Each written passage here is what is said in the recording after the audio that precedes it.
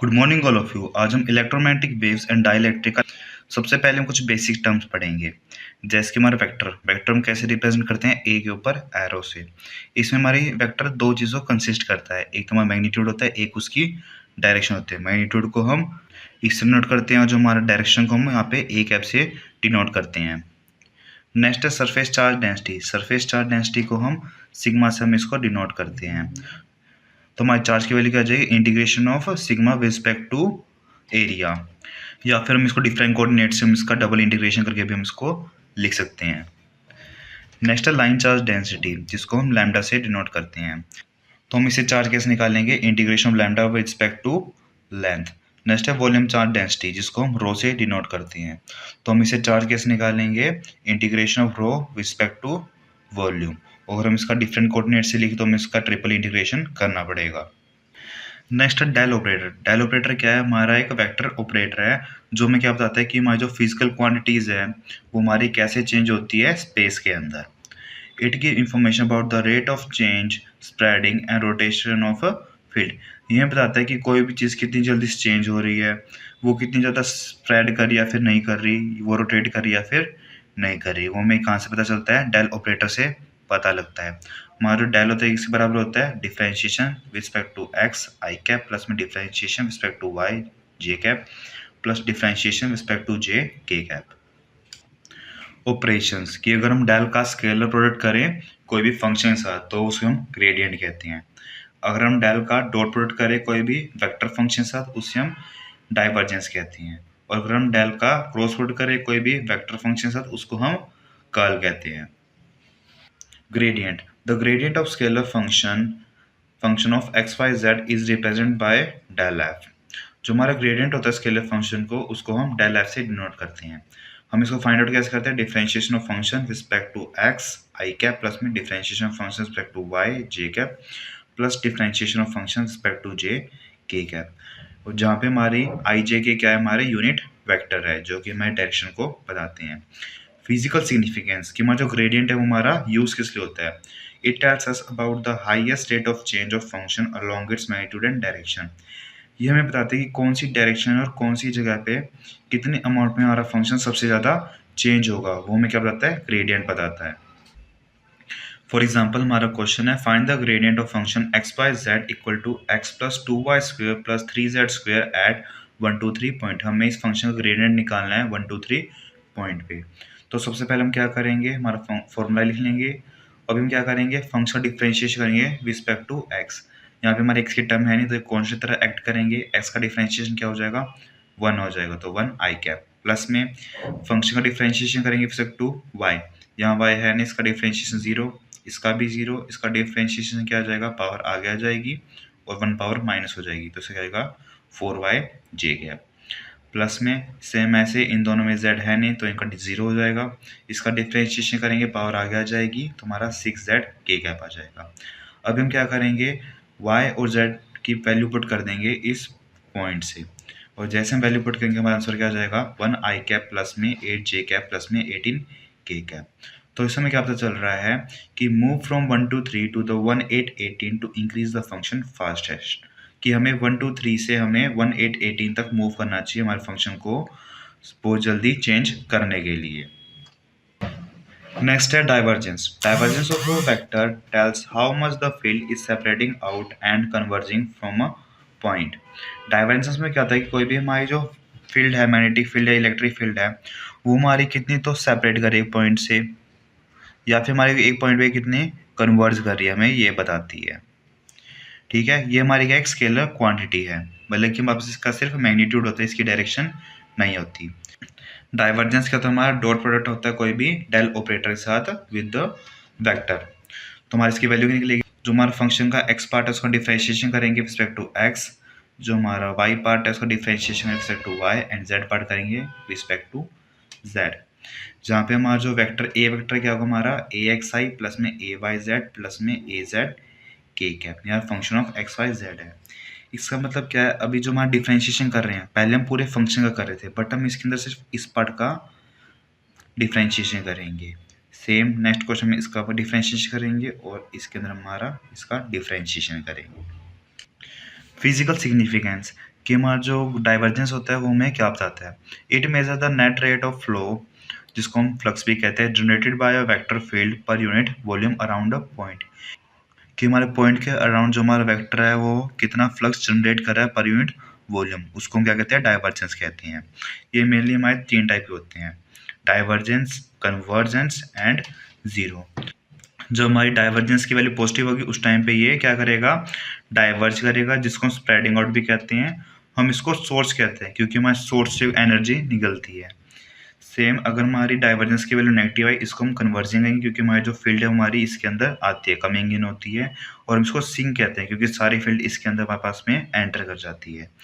Next, अगर हमारी divergence की वैल्यू जीरो होती है तो हमारा कोई भी इलेक्ट्रिक फील्ड का फ्लो नहीं होता। For example, find the divergence at 1, minus 2, 2 when a vector equal to में x square z I cap minus 2y square z square j cap plus x y square z k cap। तो हम formula लिख लेंगे। सबसे पहले हम क्या करेंगे, ए एक्स वाले पार्ट का डिफ्रेंशिएशन करेंगे विद टू एक्स, तो हमारी पावर आगे आ जाएगी और एक बार हमारी माइनस हो जाएगी, तो हमारा क्या हो जाएगा 2xz माइनस हमारा एज इट इज रह जाएगा। हम इसका डिफ्रेंशिएशन करेंगे विद टू y, तो हमारा 2 पावर है इसमें हमारी आगे आ जाएगी और एक बार हमारी माइनस हो जाएगी, तो 2 2 4y z स्क्वायर आ जाएगा क्योंकि ये हमारा कॉन्स्टेंट की तरह एक्ट करेगा। नेक्स्ट पार्ट है, इसका हमारा डिफ्रेंशिएशन करेंगे रिस्पेक्ट टू j। सिंपल सी बात है कि हमारा जो k कैप होगा उसका डिफरेंशियल रिस्पेक्ट टू z होगा, j का differentiation respect to y and i cap का डिफरेंशिएशन रिस्पेक्ट टू x हो जाएगा। तो हमारा x की पावर वहाँ पे 1 है तो पावर हमारी एक आगे आ जाएगी और इसकी पावर एक माइनस हो तो z की पावर 0 हमारा 1 हो जाएगा। ये हमारा कांस्टेंट है, ये हमारा एज इट इज आ जाएगा एक्स वाई स्क्वायर। अभी हम क्या करेंगे, ऊपर से हम देखेंगे x की वैल्यू क्या है 1 है, y की वैल्यू -2, z की वैल्यू 2 है, इसकी वैल्यू को हम पुट कर देंगे और हमारा आंसर क्या आ जाएगा 40। हमारी 40 की वैल्यू क्या है, पॉजिटिव है, तो हमारा ये क्या है, सोर्स है। नेक्स्ट है कर्ल। कर्ल हमारी वेक्टर क्वांटिटी है। कर्ल को हम कैसे नोट करते हैं, cross product of del with the vector. हमारा कर्ल क्या बताता है, it is use to measure how much the field rotates and circulates around a point, कि हमारा पॉइंट है उसके अराउंड, उसके पास में फील्ड है कितनी वो रोटेट होती है फिर कितनी वो घूम सकती है, वो हमारा कर्ल बताता है। अगर हमारी कर्ल की वैल्यू 0 है तो वहाँ पे कोई भी रोटेशन फील्ड नहीं है, इट मीन्स वो क्या है, इररोटेशनल है। बट अगर हमारी कर्ल की वैल्यू 0 नहीं है तो हमारी फील्ड क्या है, रोटेशनल है, कि हमारी फील्ड पॉइंट को घुमा सकती है, इट मीन्स वहाँ पे सर्कुलेशन एग्जिस्ट करता है। नेक्स्ट हम कर्ल को फर्दर सॉल्व करेंगे। ये हमारी डेल की वैल्यू है और ये हमारी वेक्टर की वैल्यू है। अब हम इसका क्रॉस प्रोडक्ट करेंगे। सबसे पहले हम ऊपर आई जे के लिख लेंगे। नेक्स्ट हम क्या लिखेंगे, यहाँ पे कर्ल की वैल्यूज लिख लेंगे। नेक्स्ट हम यहाँ पे डेल की वैल्यू लिख लेंगे और उसके बाद हमारी वेक्टर की वैल्यू लिख लेंगे। अभी हम इसका डिटर्मिनेंट निकाल लेंगे कि हमारा आई इंटू इसको इससे मल्टीप्लाई करेंगे, माइनस में इसको इससे मल्टीप्लाई कर देंगे। सेम ऐसे यहाँ पे क्या आ जाएगा, माइनस जे इंटू में इसको छोड़ देंगे, इसको छोड़ देंगे, इसका इससे मल्टीप्लिकेशन करेंगे, माइनस में इसका इससे मल्टीप्लिकेशन, प्लस में इससे मल्टीप्लाई हो जाएगा। इन दो लाइन को हम छोड़ देंगे, इसका मल्टीप्लिकेशन इसके साथ, माइनस में इसका मल्टीप्लिकेशन इसके साथ, हम इसका डिटर्मिनेंट से हमारी इसकी वैल्यू निकल जाएगी along with their direction. For example, curl of vector 5x plus 2y I cap plus 3x minus 2y j cap plus 6z minus 2y k cap। तो हम वही सेम करेंगे, हमारा आई जे के सेम रह जाएगा, डेल की वैल्यू सेम रह जाएगी, बट यहाँ पे हम ए एक्स की वैल्यू पुट कर देंगे, ए वाई की वैल्यू पुट कर देंगे, यहाँ पे ए जेड की वैल्यू पुट कर देंगे। अभी हम इससे क्या करेंगे, डिटरमिनेंट निकालेंगे।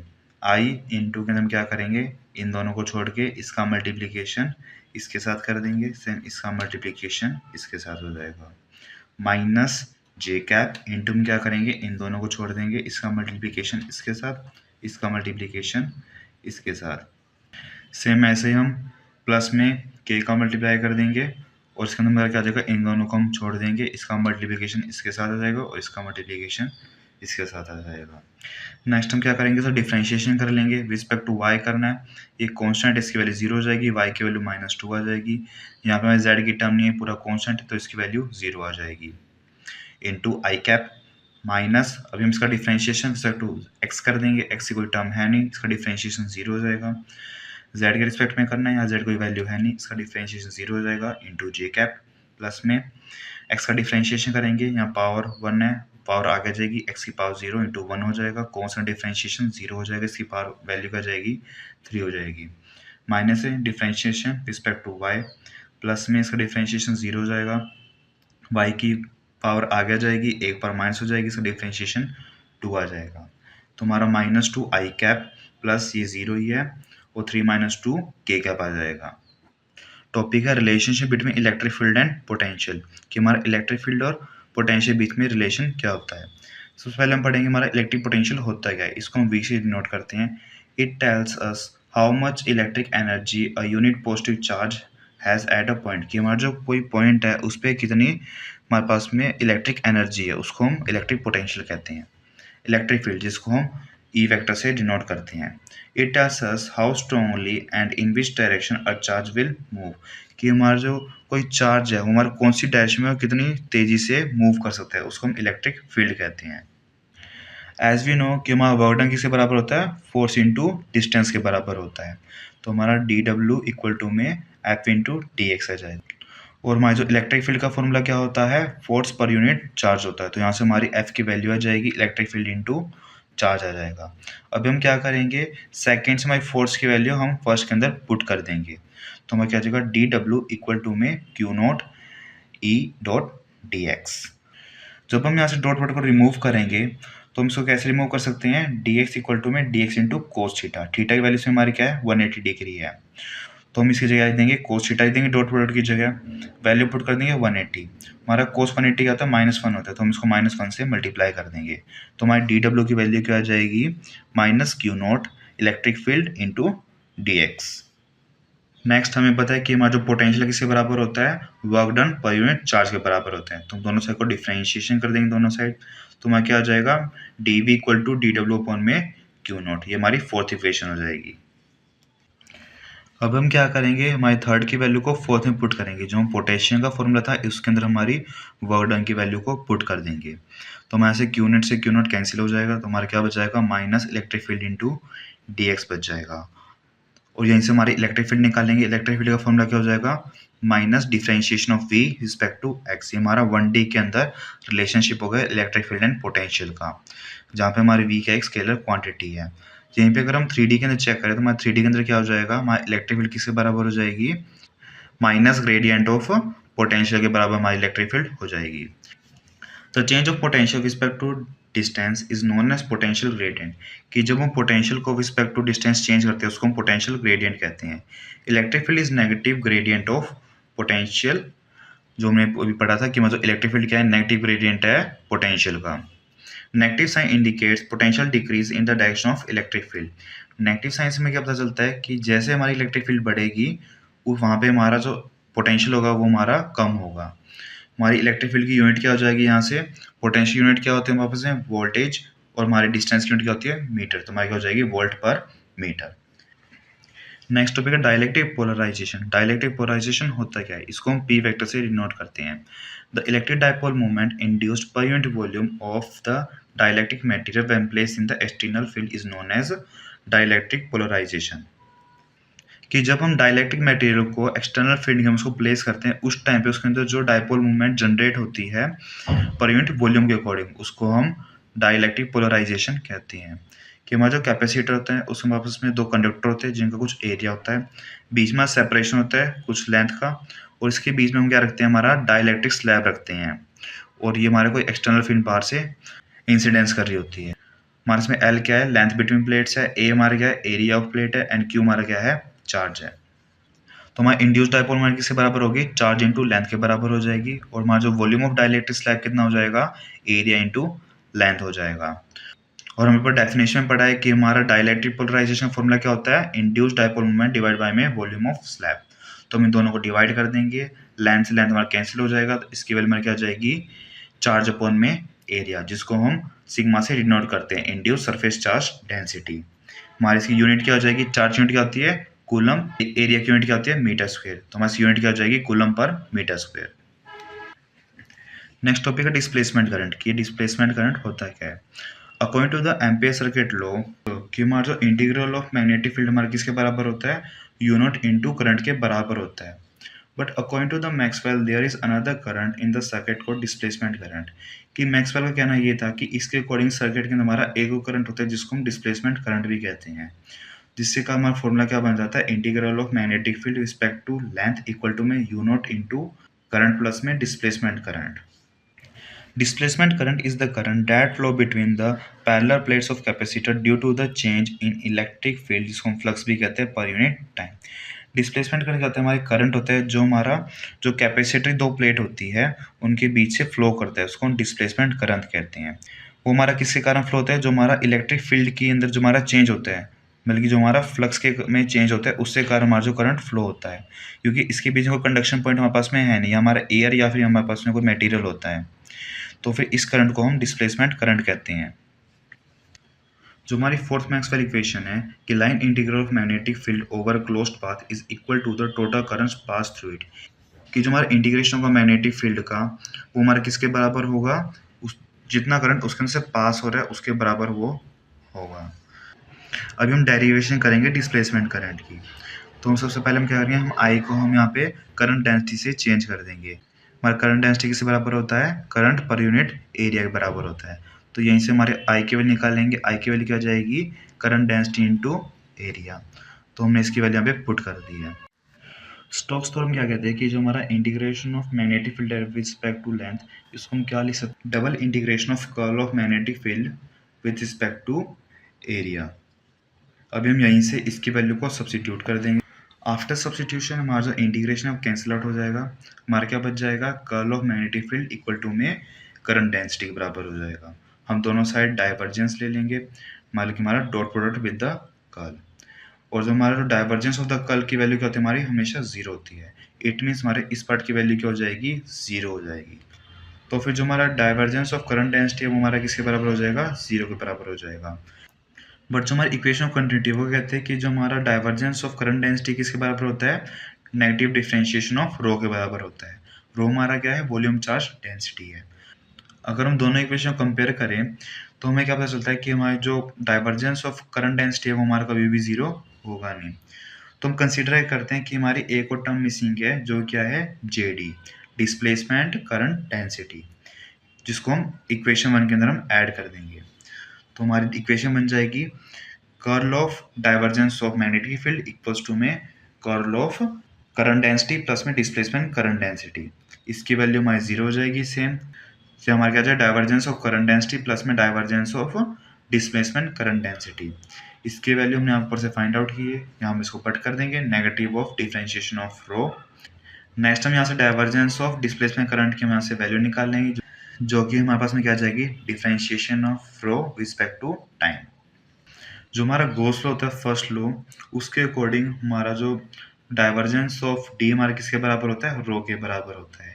डी हमारा क्या होता है यहाँ पे, डिस्प्लेसमेंट वेक्टर है जो कि हमारी इलेक्ट्रिक फील्ड डिस्प्लेसमेंट को शो करता है। तो हम क्या करेंगे, रो की जगह हम इसकी वैल्यू को पुट कर देंगे। नेक्स्ट हम सभी टर्म्स को हम एक साइड ले आएंगे, यहाँ से हमारा डाइवर्जेंस कॉमन आ जाएगा, डाइवर्जेंस को हम उस साइड डिवाइड कर देंगे, इसकी वैल्यू भी जीरो हो जाएगी। तो हमारा क्या बच जाएगा, डिस्प्लेसमेंट करंट डेंसिटी प्लस में differentiation of electric displacement field. तो यहीं से हमारी जो डिस्प्लेसमेंट करंट डेंसिटी की वैल्यू क्या जाएगी, differentiation of displacement electric field आ जाएगी, जिसको हम इलेक्ट्रिक फ्लक्स डेंसिटी भी कहते हैं। टॉपिक है मैक्सवेल इक्वेशन। मैक्सवेल इक्वेशन में क्या बताती है कि जो हमारी इलेक्ट्रिक और मैग्नेटिक फील्ड है वो कैसे जनरेट होती है, फिर वो कैसे एक दूसरे से इंटरेक्ट करती है। सबसे पहले हम फर्स्ट मैक्सवेल इक्वेशन पढ़ेंगे। It is also known as Gauss law of electrostatic, इसको हम गॉस लॉ ऑफ इलेक्ट्रोस्टैटिक भी कहते हैं। It states that electric flux density through a closed surface equal to the total charge enclosed by it, कि हमारा जो electric flux density की जो वैल्यू होती है इन द क्लोज सरफेस किसके बराबर होती है, it means integration of electric flux density according to area, किसके बराबर होगा, हमारा चार्ज इनक्लोज के बराबर होगा। सेम अगर हम इसको डिफरेंशिएशन की फॉर्म में लिख दिए तो हमारा किसके बराबर हो जाएगा, divergence of electric flux density equal to rho, जहाँ पे हमारे डी की वैल्यू क्या है, इलेक्ट्रिक फ्लक्स डेंसिटी, इसकी वैल्यू कहते हैं एल epsilon naught into electric field. E हमारा क्या इलेक्ट्रिक फील्ड है, क्यू हमारा चार्ज है, ए क्या है हमारा एरिया है। नेक्स्ट हमारी मैक्सवेल सेकंड इक्वेशन है। It is also known as Gauss law of magnetic field, इसको हम Gauss law of magnetic field भी कहते हैं। State that magnetic flux through a close surface is zero, कि वह मैग्नेटिक फ्लक्स कोई भी क्लोज सरफेस के अंदर क्या होता है, जीरो होता है। इंटीग्रल की फॉर्म में इसका फॉर्मूला क्या होगा, integration of magnetic field respect to area equal to में जीरो, और उसे डिफरेंशियल फॉर्म में लिखिए तो हमारा क्या हो जाएगा, डाइवर्जेंस ऑफ मैग्नेटिक फील्ड हमारे किसके बराबर होगा, जीरो के बराबर होगा, जिसमें हमारा बी क्या है, मैग्नेटिक फील्ड है, और ए क्या है, हमारा एरिया है। नेक्स्ट है Maxwell third equation, it is also known as Faraday's law of electromagnetic induction. Third equation को हम Faraday's law of electromagnetic induction भी कहते हैं। State that charge in a magnetic field produces an electric field, जिसको हम induced EMF भी कहते हैं, कि जब हम मैग्नेटिक फील्ड को चेंज करते हैं उसके कारण हमारे करंट इंड्यूस्ड होता है। इंटीग्रल का फॉर्मूला क्या होता है, integration of electric field respect to length equal to में minus differentiation of magnetic field with dot product of area, और अगर हम इसको सिंपल फॉर्म में लिखे तो फॉर्मूला क्या हो जाएगा, curl of electric field equal to में negative differentiation of magnetic field, जहाँ पे हमारा ई क्या है, इलेक्ट्रिक फील्ड, बी हमारी मैग्नेटिक फील्ड है, ए हमारा एरिया है, और एल क्या हमारी लेंथ है। नेक्स्ट है Maxwell fourth equation, it is also known as modified Ampere circuit law. Fourth equation को मॉडिफाइड एम्पेयर सर्किट लॉ भी कहते हैं। State that magnetic field is produced not only steady current, जिसको हम कंडक्शन करंट भी कहते हैं, but also by changing electric field displacement current, कि हमारी जो मैग्नेटिक फील्ड होती है वो हमारा सिर्फ कंडक्शन करंट जनरेट नहीं करती, वो हमारा एक डिस्प्लेसमेंट करंट भी जनरेट करती है। इसकी इंटीग्रल की फॉर्म में फॉर्मूला क्या हो जाएगा, integration of magnetic field intensity with respect to length equal to integration of conduction current plus में displacement current with respect to area, और अगर हम इसको डिफरेंशियल फॉर्म में लिखे तो हमारा क्या हो जाएगा, curl of magnetic field intensity equal to में कंडक्शन करंट प्लस में डिस्प्लेसमेंट करंट। एच क्या है, हमारा मैग्नेटिक फील्ड इंटेंसिटी है, एच क्या, जे क्या है, conduction current, differentiation of D हमारा क्या है, डिस्प्लेसमेंट करंट है, डी हमारा क्या है, इलेक्ट्रिक फ्लक्स डेंसिटी, जिसकी वैल्यू कहते हैं epsilon naught into electric field, A हमारा एरिया है, एल क्या है, हमारी लेंथ है। अगर हमारे पास में क्वेश्चन आ जाए एक्सप्लेन द मैक्सवेल इक्वेशन, हमें उसके अंदर सिर्फ यही पार्ट लिखना है, चाहे वो 8 नंबर के अंदर आए। सबसे पहले डेफिनेशन, उसकी दोनों फॉर्म के अंदर फॉर्मूला, और जो फॉर्मूले के हमारे पास में वेरिएबल यूज हुए वो वेरिएबल क्या क्या डिपिक्ट करते हैं, हमें बस इतना ही लिखना है उसके अंदर। Electromagnetic wave proportion in free space, कि जो हमारी वेव होती है हमारे फ्री स्पेस में कैसे प्रोपोगेट, कैसे ट्रैवल करती है। Electric and magnetic field oscillate perpendicular to each other, कि हमारी जो इलेक्ट्रिक फील्ड और जो मैग्नेटिक फील्ड होती है वो एक दूसरे से परपेंडिकुलर होती है। कंसीडर मैक्सवेल इक्वेशन, कि हमारे पास में चारों मैक्सवेल इक्वेशन है जिसको हमने इक्वेशन 1 से डिनोट किया है। फ्री स्पेस के लिए हमारा जो सिग्मा और रो की वैल्यू क्या होती है, जीरो होती है। जो हमारा करंट डेंसिटी होता है सिग्मा इंटू इलेक्ट्रिक फील्ड, उसकी वैल्यू भी जीरो होती है। जो हमारा इलेक्ट्रिक फ्लक्स डेंसिटी होती है उसकी वैल्यू एप्सिलॉन नॉट इंटू ई होती है, और यहाँ पे हमारी जो मैग्नेटिक फील्ड की वैल्यू क्या होती है, म्यू नॉट एच होती है।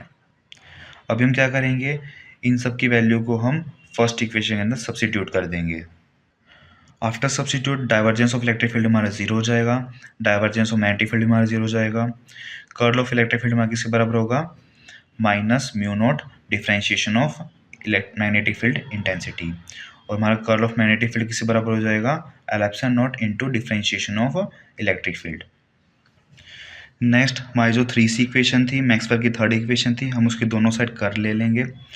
आफ्टर कर्लिंग हमारी जो वेक्टर की आइडेंटिटी होती है कि हमारा जो कर्ल ऑफ इलेक्ट्रिक फील्ड होता है हमारा किसके बराबर हो जाएगा, divergence of electric field minus में डेल स्क्वायर इलेक्ट्रिक फील्ड के बराबर हो जाएगा। अभी हम क्या करेंगे, इसकी वैल्यू को इक्वेशन 4 के अंदर सब्स्टिट्यूट कर देंगे। आफ्टर सब्स्टिट्यूशन हमारे पास में वैल्यू हो जाएगी। नेक्स्ट हम क्या करेंगे, जो हमारी मैक्सवेल की फर्स्ट इक्वेशन थी वो क्या कहती है कि हमारा जो डाइवर्जेंस ऑफ इलेक्ट्रिक फील्ड होती है हमारी क्या होती है, जीरो होती है। तो वहाँ से हमारी इसकी वैल्यू क्या आ गई, जीरो आ गई, तो जीरो इंटू समथिंग वैल्यू क्या हो जाएगी, जीरो हो जाएगी। तो हमारे पास क्या आ जाएगा, minus curl square electric field, तो यहाँ से हमारा नेगेटिव से नेगेटिव हमारा कैंसिल आउट हो जाएगा। नेक्स्ट जो हमारी मैक्सवेल की फोर्थ इक्वेशन थी उससे हमारी कर्ल ऑफ मैग्नेटिक फील्ड की वैल्यू क्या होती है, epsilon not into differentiation magnetic field होती है। हम इसकी वैल्यू यहाँ पुट कर देंगे, हमारी इक्वेशन का बन जाएगी del square electric field equal to में epsilon naught mu naught double differentiation of magnetic field. Same इसी तरीके से हम यहाँ पे मैक्सवेल की फोर्थ इक्वेशन लेके इसको फर्दर सोल्व करेंगे तो हमारे पास में इक्वेशन क्या आ जाएगी, del square with respect to magnetic field intensity equal to में epsilon naught mu naught double differentiation of magnetic field intensity के बराबर आ जाएगी। बट जो हमारी वेव की जनरल इक्वेशन क्या होती है, del square phi equal to 1 में V square double differentiation of rho. अगर हम 6, 7, 8 इन तीनों इक्वेशन को हम कंपेयर करें तो हमारी इनकी वैल्यू क्या है, ये से मेल खा रहे हैं। यहीं पे हमारे इस साइड की वैल्यू क्या है, ये सेम है। हमें क्या पता चल रहा है कि हमारे जो 1/v स्क्वायर की वैल्यू क्या है, mu naught L epsilon not के बराबर है। तो हमारी वी स्क्वायर की वैल्यू क्या आ जाएगी, 1 में L epsilon naught mu not. तो हम यहाँ से दोनों साइड रूट ले लेंगे, वी की वैल्यू क्या आ जाएगी, 1 में root of L epsilon naught mu naught. जब हम इन दोनों की वैल्यू पुट करेंगे तो हमारे किसके बराबर हो जाएगी, 3 × 10⁸ मीटर पर सेकेंड, जो कि हमारी स्पीड ऑफ लाइट के बराबर है। इट मीन्स कि हमारे जो फ्री स्पेस के अंदर हमारी जो वेव है वो with the speed of light travel करती है। नेक्स्ट टॉपिक है electromagnetic wave propagation in the isotropic dielectric medium, कि हमारा जो डाइलेक्ट्रिक मीडियम होता है उसके अंदर हमारी वेव कैसे ट्रैवल करती है। तो डाइलेक्ट्रिक मीडियम के हमारे पास ये दो कंडीशन सेम रहेगी फ्री स्पेस के अकॉर्डिंग, बट जस्ट हमारा क्या चेंज होएगा कि हमारा जो इलेक्ट्रिक फील्ड डेंसिटी है हमारा किसके बराबर हो जाएगी, एल एप्सिलॉन हो जाएगा, एल एप्सिलॉन इलेक्ट्रिक फील्ड आ जाएगा, और मैग्नेटिक फील्ड किसके बराबर हो जाएगी, mu into electric field intensity के बराबर हो जाएगी। बाकी नाइन्थ इक्वेशन जो हमारी डेरिवेशन है वो हमारी सेम रहेगी as a free space. Just हमारा फर्क क्या आ जाए कि हमारा जो v इक्वल टू 1 में mu naught into L epsilon note आता है, और वहीं पे इन दोनों इक्वेशन के कारण हमारे इसकी वैल्यू क्या जाएगी, 1 में एल एप्सिलॉन एंड म्यू इसकी वैल्यू आ जाएगी। नेक्स्ट रिलेटिव परमिटिविटी को हम एल एप्सिलॉन ऑफ आर से नोट करते हैं, जिसकी वैल्यू क्या होती है, एल एप्सिलॉन में एल एप्सिलॉन नोट होती है।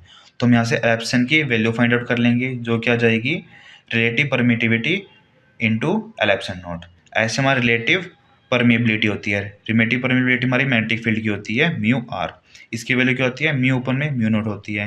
यहीं से हम यहाँ पे म्यू की वैल्यू फाइंड आउट कर लेंगे, इसकी वैल्यू क्या जाएगी, relative permeability into mu naught आ जाएगी। अभी हम क्या करेंगे, इन दोनों की वैल्यू को नाइन्थ इक्वेशन के अंदर पुट कर देंगे। पुट करने के बाद हम क्या करेंगे, एल एप्सिलॉन वाई दोनों को एक साथ ले लेंगे। जो हमारी फ्री स्पेस की थी उससे हमारी इसकी वैल्यू क्या गई थी, सी आ गई थी, और हमारा ये एज इट इज रह जाएगा। तो हमारी speed of wave in the dielectric medium क्या हो जाएगी, सी डिवाइड बाय में root of relative permittivity and relative permeability of the dielectric constant. अगर हमारी एल एप्सिलॉन इंटू म्यू की वैल्यू ग्रेटर देन 1 होगी तो फिर उस डाइलेक्ट्रिक मीडियम के अंदर हमारी जो वेव की स्पीड है वो कम होगी फ्री स्पेस के कंपैरिजन में। पॉइंटिंग वेक्टर, कि हमारा पॉइंटिंग वेक्टर होता क्या है, इसको हम ऐसे डिनोट करते हैं, it represent the power flow, जिसको हम पावर फ्लक्स भी कहते हैं, per unit area of the electromagnetic wave. कि हमें क्या बताता है, ये फ्लो ऑफ पावर बताता है पर यूनिट एरिया के अकॉर्डिंग इलेक्ट्रोमैग्नेटिक वेव का, उसको हम पॉइंटिंग वेक्टर कहते हैं। इसको हम rate of flow of energy per unit time भी कहते हैं। It is given by the cross product of induced electric field and induced magnetic field at any point। इसकी हम वैल्यू कैसे निकाल सकते हैं, cross product of E into H से हम इसकी वैल्यू फाइंड आउट कर सकते हैं। हमारी जो डायरेक्शन होगी हमारी इलेक्ट्रिक फील्ड और मैग्नेटिक फील्ड के परपेंडिकुलर होगी। हमारे इसका फॉर्मूला का जो है पॉइंटिंग वेक्टर इक्वल टू में cross product of electric field and magnetic field. इसकी यूनिट क्या हो जाएगी, what per unit metre square हो जाएगी। नेक्स्ट टॉपिक है इलेक्ट्रोमैग्नेटिक स्पेक्ट्रम। इलेक्ट्रोमैग्नेटिक स्पेक्ट्रम होता क्या है, it is ordinary distribution of electromagnetic wave in the accordance with the wavelength और frequency into different group according to the different properties. कि हमारी जो इलेक्ट्रोमैग्नेटिक वेव है उनको हमने अलग अलग ग्रुप के अंदर बांट दिया है, किसके अकॉर्डिंग, वेवलेंथ या फ्रीक्वेंसी के अकॉर्डिंग हमने उनको बांट दिया है, क्योंकि उनकी जो प्रॉपर्टीज क्या है अलग अलग है।